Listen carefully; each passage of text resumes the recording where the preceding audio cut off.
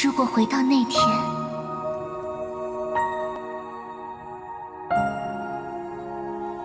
我半生坎坷，却多不由我。你跟我走吧，去哪儿？去哪儿无所谓，天涯海角。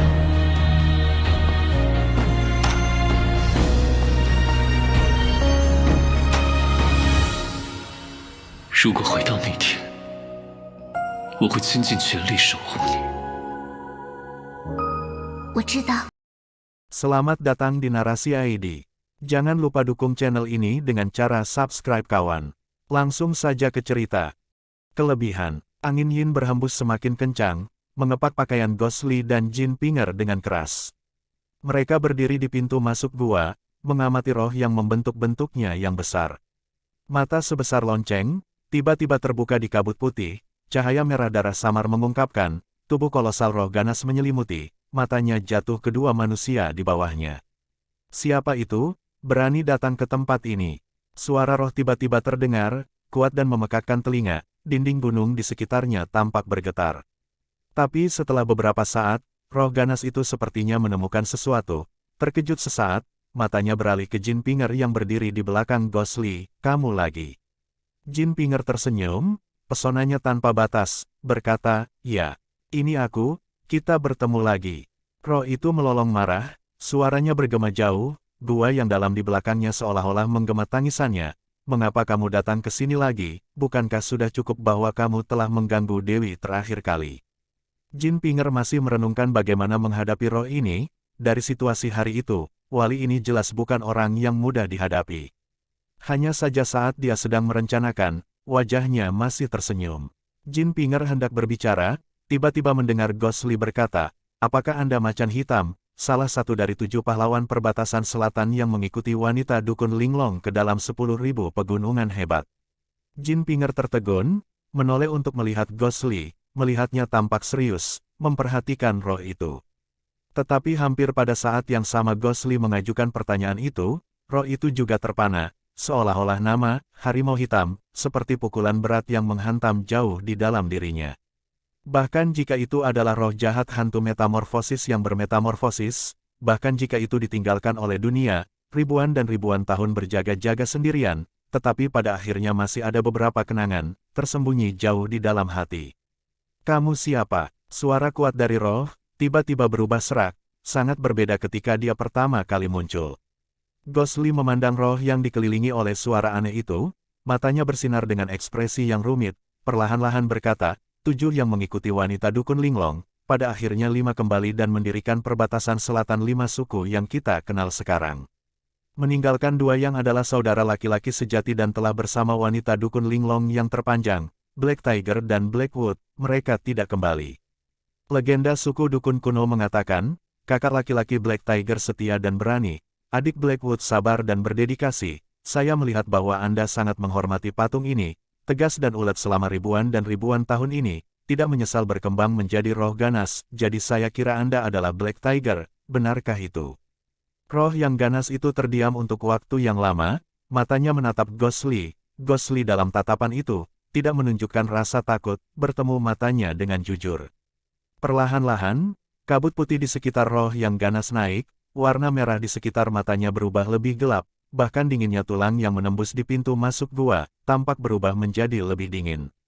Xiao Hui yang berjongkok di bahu Gosli, tampak gelisah, diam-diam memanggil 2 kali. Siapa sebenarnya dirimu, yang benar-benar tahu tentang masa lalu suku dukun? Suara kemarahan asli roh ganas itu tampaknya berubah, nadanya mengandung dingin yang tak dapat dijelaskan. Gosli sepertinya tidak merasakan apa-apa, hanya melihat bayangan besar itu, berkata, sebagian besar dunia mungkin tidak dapat mengingat hal-hal yang terjadi terlalu lama, hanya saja masih akan ada legenda setelah semua, sedikit demi sedikit diturunkan. Dia memandang arwah yang ganas itu, kata demi kata berkata, perbatasan selatan hari ini, keturunan suku dukun, masih ada orang yang mengingatmu. Mata roh yang ganas itu tertutup, dan untuk waktu yang lama tidak terbuka. Jin Pinger berdiri di belakang, alisnya sedikit berkerut, memandang ke roh yang ganas, dan memandang ke arah Gosli lagi, yang disebut legenda patung dukun suku Linglong kuno, dia tidak tahu apa-apa tentang itu, tetapi melihat reaksi dari roh ganas itu, ternyata apa yang dikatakan Ghostly sebenarnya benar. Selama ini, dia berasumsi dalam sekte jahat, tidak ada yang akan tahu lebih banyak tentang berbagai hal aneh di Gunung Seribu-Ribu besar ini daripada dirinya, tanpa diduga Ghostly benar-benar memiliki rahasia. Dia melihat sosok pria itu, hatinya sedikit kagum, matanya malah berubah lebih dingin. Setelah waktu yang lama, angin yin masih bertiup dengan dingin. Di atas kepala mereka, awan gelap bergulir tanpa suara, angin dingin berhembus, pemandangan yang sunyi. Dalam keheningan ini, tiba-tiba, roh ganas Black Tiger tiba-tiba melihat ke atas, mengangkat kepalanya ke langit dan melolong, tangisannya meratap, seolah-olah perubahan yang tak terhitung jumlahnya dari masa lalunya, semua berada dalam tangisan. Ketika tangisan masih bergema pelan di pegunungan yang jauh, dia sudah menoleh ke belakang, suara gemuruh, seolah-olah dia merasa gelisah tetapi pada akhirnya, masih menekannya. Terima kasih. Roh ganas itu menatap Ghostly untuk waktu yang lama, tiba-tiba sedikit mencelupkan kepalanya, dan mengatakan itu. Ghostly tanpa ekspresi, perlahan mundur setengah langkah, menutup matanya dan sedikit membungkuk, mempertimbangkan untuk mengembalikan gerakan itu. Roh yang ganas itu menganggukkan kepalanya, nadanya berangsur-angsur tenang, berkata, aku tidak menyangka bahwa di dunia ini seseorang masih ingat dewi kita dan kita, dia, tetapi ketika kita mengikuti wanita dukun jauh ke dalam 10.000 gunung hebat ini, ketika apakah kami pernah berpikir akan meninggalkan nama kami dalam sejarah? Mata roh ganas, perlahan-lahan beralih keluar gua, pada patung Dewi Dukun Linglong itu, matanya, juga langsung berubah lembut, bahkan suaranya, tampak lebih ringan, tapi datang ke sini, saya kira itu tidak khusus untuk melihat bagi saya ini bukan manusia atau hantu dan katakan kata-kata ini kan. Ghostly terdiam sesaat, berkata, iya, sebelum saya datang, walaupun saya telah mendengar tentang Dukun Linglong dan kalian bertujuh, tetapi saya tidak tahu situasi Anda saat ini, dan saya tidak tahu Anda akan berada di sini. Dia mendongak, menatap roh, perlahan berkata, alasan saya datang ke sini, adalah karena Dewa Bis di gua ini. Sosok roh yang sangat besar bergetar, bahkan dia takut akan nama itu. Namun, mata roh itu tidak menatapnya, malah berhenti pada patung itu, berkata, mengapa kamu semua mencarinya? Ghostly berkata dengan acuh tak acuh, kami ingin menemukannya, dan kemudian membunuhnya. Roh itu tiba-tiba melihat ke belakang, menatap Ghostly, perlahan berkata, hanya kalian berdua. Ghostly perlahan mengangguk, berkata, iya. Kabut putih yang menyelimuti roh yang ganas itu tiba-tiba mulai berputar dengan cepat, membuat sosoknya kabur. Setelah beberapa lama, dia terdengar berbicara dengan dingin, itu benar, Dewa Bis memang ada di gua kuno iblis tunduk ini. Jin Pinger bergetar, sedikit kegembiraan melintas di wajahnya. Namun Ghostly tidak menunjukkan ekspresi bahagia, masih melihat roh yang ganas. Roh ganas itu juga menatapnya, tiba-tiba berkata, saya melihat dari pakaian Anda, kemungkinan besar Anda bukan dari perbatasan selatan, harusnya dari Central Plains. Ghostly mengangguk dan berkata, iya. Roh itu merenung sejenak, dalam suasana hantu, dia tampak terlihat tidak pasti, berkata, apakah Anda tahu, mengapa saya menjaga pintu masuk gua? Ghostly berkata, saya tidak tahu. Roh itu berkata, tanpa ragu aku melakukannya untuk melindungi patung Dewi, tetapi selain itu, aku di sini menjaga. Pertama, tidak membiarkan pasukan eksternal membangkitkan pelaku kejahatan ini. Kedua, tidak membiarkan orang-orang bodoh masuk ke gua dan bertemu dengan mereka. Kematian, bisakah kamu mengerti? Ghostly mengangguk. Roh yang ganas itu tersenyum pahit, berkata, tetapi pada akhirnya aku masih tidak layak atas kepercayaan besar Sang Dewi. Adalah, ditipu oleh itu, melakukan kesalahan serius. Penjahat itu dibangkitkan, hidup di dunia dalam kesengsaraan besar. Pada akhirnya, suaranya perlahan-lahan menjadi tenang, kemudian, roh yang ganas itu tampak menenangkan diri, berkata lagi, aku sudah memberikan semua harapan, mengira tidak ada seorang pun di dunia yang bisa menghentikan pelaku kejahatan ini. Tiba-tiba beberapa waktu yang lalu, dia kembali dengan luka yang parah, kebesaran para pahlawan Central Plains memberikan kejayaan pada tempat itu, sebenarnya masih ada seorang tuan yang mampu melukainya, sungguh mengejutkan bagi saya. Mata Ghostly sedikit berkedut, tiba-tiba mencibir, berkata, kamu tidak harus terlalu memperhatikannya, meskipun binatang itu dikalahkan tetapi orang yang mengalahkannya, mungkin tidak lebih baik. Roh yang ganas itu sedikit terkejut, tidak tahu apa yang dimaksud Ghostly, tetapi saat ini dia tidak repot-repot untuk sampai ke dasar, berkata, untuk dapat menghilangkan penjahat, tentu saja itu yang terbaik. Aku punya niat ini tidak kurang dari beberapa ribu tahun, hanya menyesal bahwa pada saat itu walaupun dia belum sepenuhnya bangun, aku juga tidak bisa berbuat apa-apa padanya. Kalian semua berasal dari Central Plains, siapa tahu mungkin kalian semua akan bisa melakukannya, berhasil. Udara hantu di sekitar roh tiba-tiba menghilang, dengan mata melotot, dia dengan keras berkata, saya berterima kasih kepada kalian semua di sini atas nama Dewi. Setelah mengatakan itu, dia perlahan-lahan menggeser tubuhnya, membuka jalan, mengungkapkan di belakangnya gua yang tak berdasar. Ghostly melirik ke kedalaman gua, menoleh untuk melihat secara mendalam pada roh ganas itu juga menatapnya. Ghostly perlahan mengangguk, tidak berbicara, perlahan berjalan masuk. Ketika dia melewati roh yang ganas itu, Xiao Hui tiba-tiba mengangkat kepalanya, dengan penuh rasa ingin tahu melihat ke arah roh, ketiga matanya berkedip terus-menerus. Roh itu tiba-tiba berbicara dengan keras kepada sosok belakang Lily, ada satu hal lagi, Anda harus berhati-hati. Dewa Bis tidak kembali sendirian, selain itu Taoti ganas di sampingnya, masih ada pelaku kejahatan lain, sangat terampil, kamu harus sangat berhati-hati. Ghostly berhenti, berkata, sejauh yang saya tahu, bawahannya 13 binatang iblis, semuanya telah dimusnahkan. Roh ganas itu menggelengkan kepalanya, bukan salah satu dari 13 iblis buas, sebelum ini, bahkan aku belum pernah melihat penjahat itu sebelumnya, kamu harus berhati-hati. Ghostly perlahan mengangguk, terus turun ke gua. Setelah itu, Jin Pinger juga perlahan menindaklanjuti, kedua sosok dan seekor monyet, perlahan turun ke kegelapan, goyah ke depan di kedalaman bayang-bayang, perlahan dan akhirnya menghilang. Tubuh roh udara hantu, perlahan-lahan kabur, tetapi matanya yang besar, terus menatap kegelapan di kedalaman gua. Tiba-tiba, di kegelapan yang paling dalam, dia tiba-tiba mengeluarkan raungan yang memekakkan telinga, seperti ombak besar yang menumbangkan gunung-gunung dan menjungkir balikkan laut, bahkan angin yin yang dingin mengalir ke belakang, dinding batu yang sangat keras bergemuruh dengan keras, seperti langit menabrak dan bumi bergetar. Dalam raungan liar yang mengamuk, tubuh besar roh ganas, perlahan-lahan tenggelam ke dalam kegelapan.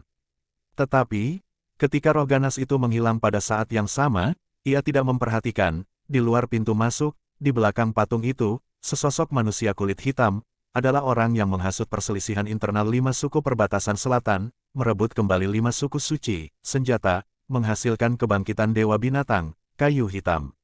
Jubah hitam dan longgar seperti biasa, menyelimuti seluruh tubuhnya, memancarkan udara dingin, tetapi matanya, berkilau dengan perasaan rumit, menatap gua.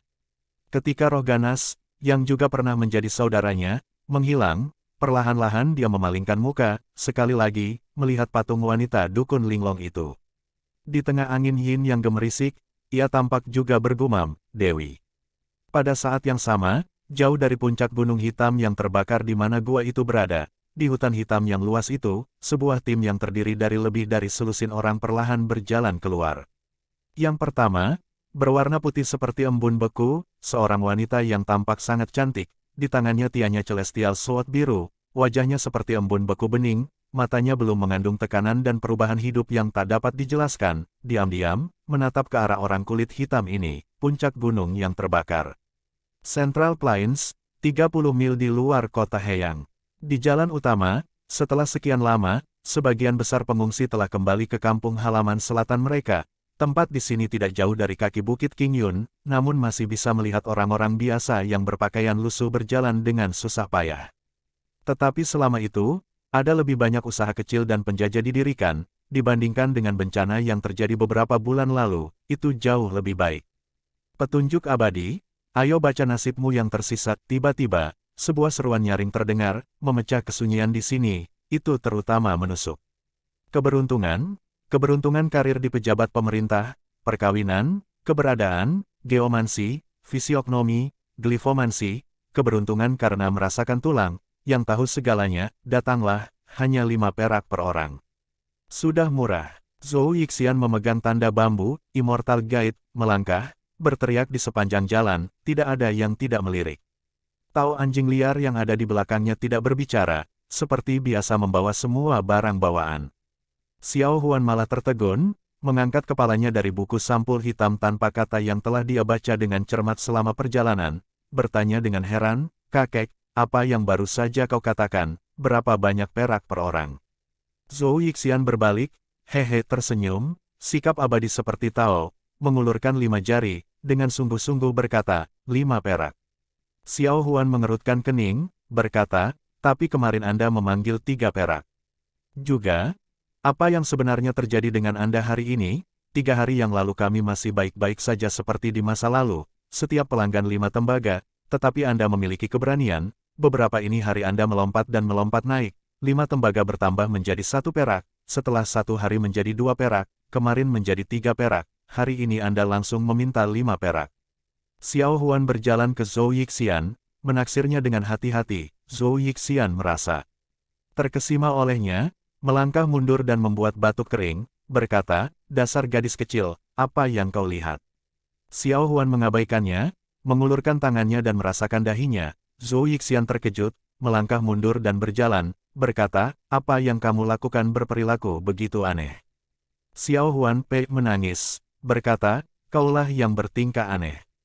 Aku sedang memeriksa apakah kau demam, otakmu digoreng berantakan."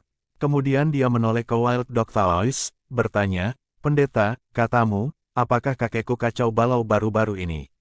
Karena hari itu, Tao liar anjing seperti biasa, wajahnya dibungkus kain, tetapi kedua matanya berbinar, sangat cerah, saat itu mengajukan pertanyaan oleh Xiao Huan, hehe tertawa 2 kali, dan kemudian segera mengangguk dan berkata, maksudku senior sudah tua, itu tidak bisa dihindari." Omong kosong. Zhou Yixian di depan melompat, geram. Xiao Huan memutar matanya ke arahnya, berkata, "Kakek, apa yang membuatmu gelisah? Kurasa apa yang dikatakan Priest sangat masuk akal, melihat perilakumu belakangan ini, aku khawatir kau benar-benar pikun." Zhou Yixian tampak sangat sensitif tentang pikun, 3 kata ini, dia bahkan lebih marah, dengan marah berkata, "Apa yang kalian tahu tentang, berapa umur kalian berdua saja, berapa banyak yang kamu ketahui tentang cara dunia, saya melakukan semua ini bukan untuk." Xiao Huan memotong, "Apakah itu? Lalu beritahu kami, mengapa Anda mati-matian menaikkan harga?" Zhou Yixian mendengus, melambaikan tiang bambu, menunjuk ke arah pejalan kaki yang jarang penduduknya, berkata, "Lihatlah orang-orang ini, dan orang-orang yang kami temui di sepanjang jalan, apakah mereka semua pengungsi?" Xiao Huan mengangguk, berkata, "Itu benar, semua orang. Termasuk kita juga." Zhou Yixian tertahan sejenak, wajah tuanya agak merah, lalu bertindak karena dia tidak mendengarnya. Xiao Huan berkata, "Karena mereka adalah pengungsi, jauh dari kota asal mereka, saya pikir tidak ada yang benar-benar ingin membaca kekayaan mereka. Saya berpikir jika kita harus menurunkan harganya, tetapi kakek Anda memiliki keberanian, mati-matian menaikkan harganya." Zhou Yixian meletakkan tangannya di belakang, batang bambu di punggungnya, mencibir, "Menurut apa yang Anda katakan, saya salah, tetapi Anda melihat pada hari-hari ini, orang-orang yang datang untuk membaca kekayaan mereka, apakah jumlah mereka bertambah atau berkurang?" Xiao Huan terkejut sesaat, mengerutkan kening, Wild Dog Taoist malah menyela, berkata, "Ngomong-ngomong, tampaknya jumlah orang yang membaca kekayaan mereka benar-benar meningkat." Zhou Yixian mendengus lagi, dengan ekspresi sombong di wajahnya, berbicara kepada Xiao Huan, "Kamu dengan usiamu yang muda, apa yang kamu tahu? Biarkan aku memberitahumu, tak perlu dikatakan dalam kastrasi, semua orang meninggalkan rumah mereka, mereka mungkin tidak memiliki niat untuk membaca nasib mereka. Tetapi kali ini sangat berbeda, besarnya bencana ini, tidak terlihat selama 10.000 tahun, dunia dalam kesengsaraan, semua orang defensif, siapa yang akan tahu apakah kita akan hidup besok? Situasi yang tidak biasa ini, dengan saya yang abadi ini menunjukkan kepada mereka jalan, tidak semua akan bergegas seperti bebek." Xiao Huan menundukkan kepalanya dan merenung, setelah waktu yang lama, perlahan-lahan menggelengkan kepalanya dan mendesah, ekspresi frustrasi di wajahnya. Wild Dog Taoist masih bingung, mau tidak mau berkata, "Kalau begitu kenapa kamu masih menaikkan harganya?" Mata Zhou Yixian berguling, berkata, "Pengetahuan mendalam semacam ini, bagaimana aku bisa mengajarimu?" Tao anjing liar bertemu dengan penolakan, terbata-bata dan mundur, Xiao Huan menghela nafas dan berkata, "Sekarang aku mengerti sedikit atau sedikit." Tao anjing liar dan Zhou Yixian terkejut, Zhou Yixian berkata, "Oh, coba jelaskan. Xiao Huan mengangkat bahu, dengan ringan berkata, tidak lebih dari Anda mengharapkan dunia menjadi panik, tidak bisa mengatur hidup mereka sendiri, apalagi menghargai hal-hal materi. Sebaliknya, semakin tinggi Anda menaikkan harga, rakyat jelata alih-alih akan percaya bahwa keterampilan orang ini luar biasa. Kurasa luar biasa, ini sebenarnya saya tidak percaya selama ini. Pikir trik-trik kecil semacam ini, bahkan seorang idiot akan bisa mengatakan, tanpa diduga masih ada banyak orang mempercayainya. Zhou Yixian menggelengkan kepalanya dan berkata, kamu salah, Xiao Huan. Xiao Huan tertegun, berkata, apa? Zhou Yixian berkata, kamu benar di depan tetapi kalimat terakhir, bukan karena mereka tidak tahu, hanya saja mereka tidak bisa melupakannya. Anjing liar Tao di sebelahnya bingung, berkata, tidak bisa melupakan apa. Zhou Yixian melirik orang-orang yang berjalan terbata-bata di sekitar mereka, berkata, orang-orang biasa di dunia, bagaimana mereka semua menjadi bodoh, hanya saja pada saat kritis hidup dan mati, berapa banyak yang menolak untuk percaya pada diri mereka sendiri, lebih suka mendengarkan orang lain bahkan jika itu hanya penghiburan. Saya memberi mereka petunjuk, kata-kata yang diucapkan sebagian besar tentang masa depan mereka dan kemudian setengah dari kehidupan mereka, akan jauh lebih baik daripada situasi hari ini. Dengan kata-kata seperti itu, mereka membayar perak dan juga merasa nyaman.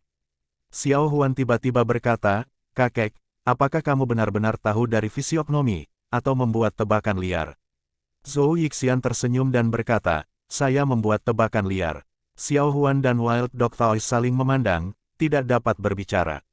Zhou Yixian menatap langit, memandang cakrawala yang luas, mengawasi untuk waktu yang lama, dia dengan santai berkata, bencana seperti itu, mungkin ada satu tapi tidak dua, kalau tidak, bahkan surga tidak akan mentolerirnya. Dia kemudian berbalik dan tersenyum dan berkata, karena itu, masa depan tentu saja akan jauh lebih baik daripada kelangsungan hidup hari ini yang tidak pasti, jadi saya tidak dianggap berbohong. Sebaliknya, orang tua saya di sepanjang jalan, dihibur dan disarankan kepada banyak warga yang terlantar, kami tidak tahu berapa banyak dengan kata-kata saya, mendapatkan kembali kehidupan lagi, abu terbakar sekali lagi, pahala seperti itu, bagaimana hal itu dapat dicapai oleh para biarawan dan pendeta Tao yang mengucapkan mantra sepanjang hari lama di kuil. Dia mengulurkan tangannya dan menepuk kepala Xiao Huan, pandangan celestial, kebenaran menakjubkan, muncul sangat mirip perasaan keselamatan orang tua yang hebat dan meratapi keadaan alam semesta, mengasihani nasib alam semesta, mengasihani nasib umat manusia, secara tragis turun ke neraka sendirian untuk menyelamatkan dunia, meskipun menerima begitu banyak perak putih yang berkilauan, itu juga merupakan prinsip utama dari kebenaran, tidak dapat menyelamatkan orang-orang jika dia tidak mengumpulkan, setelah mengumpulkannya bahkan lebih merupakan perubahan kebenaran dari tindakan belas kasih yang tak terbatas dan belas kasihan. Dia kemudian menghela nafas dan berkata, hidup benar-benar kesepian. Sejenak tidak ada suara, selimut keheningan. Alis Zhou Yixian berkerut, memalingkan muka dari langit, dan melihat sekeliling. Hei, kalian berdua, mengapa kamu berjalan begitu cepat untuk